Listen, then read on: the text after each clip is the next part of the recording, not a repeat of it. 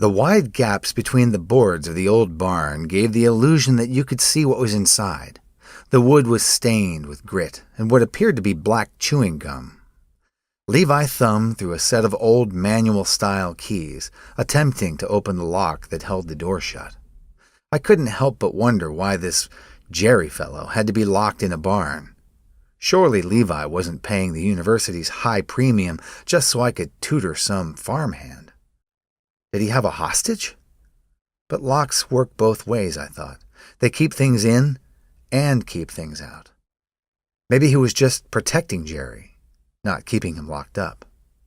He finally got the lock unlatched and pulled the long chain through the drilled hole in the wood. The door opened slowly on what appeared to be a gloomy pit with bars of light streaking across the hay-covered wooden floor. A loose pile of hay, nearly 3 or 4 meters tall, stood in the center of the room. Great. Jerry and I were going to shovel hay, or look for needles. Levi ushered me in and quickly closed the door behind him.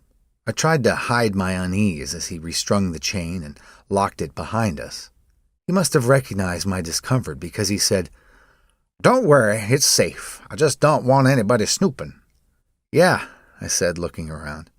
"It would be a shame if someone found out about your hay." He smiled, and my unease came back. "Jerry!" he shouted. A slight hesitation of silence in the room, and then the pile of hay shifted abruptly, mechanically. "Come on out. Meet your new friend Joel." Before I even saw Jerry, my guts clenched in regret and fear. A sinking, light-headed dread started in my shoulders and spread throughout my entire body as the hay loosely drifted off the rising mass of rusted metal, bolts, and hoses that was Jerry. I felt a whine growing in my throat, and I involuntarily edged backward toward the door. "Open it! Let me out!" I spat in short, frantic bursts. "Now hold on," Levi said, stepping forward between Jerry and me.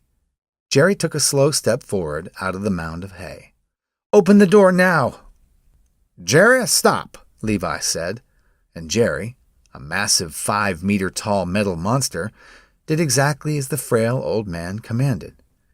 "He's not going to hurt you," Levi said, holding an open palm out to me as if to show me he was unarmed. "Let me out now," I said as calmly as I could. I tried to settle my mind and find the appropriate words. "I wish to invoke my right to terminate this contract. Let me out." I paused for a second before adding, "Please." "You'll be passing up a wonderful opportunity." "This is illegal. I want out." I refused to take my eyes off Jerry. He was still for the moment, just staring at the two of us. "Legality wasn't in your escape clause," he said simply. I thought back to the wording. "Then this goes against my moral and personal ethics. Please, unlock the door. I wish to leave." I spoke as calmly as I could. I didn't want to anger him, but more importantly, I didn't want to anger Jerry. A long pause hung in the dusty old barn for several seconds, while Levi continued to stare at me. Finally, he said, "Fine." He pulled his keys from his baggy front pocket, unlocked the lock, pulled the chain out, and opened the door. He didn't say a word as I walked out of the barn and jogged to my transportation pod.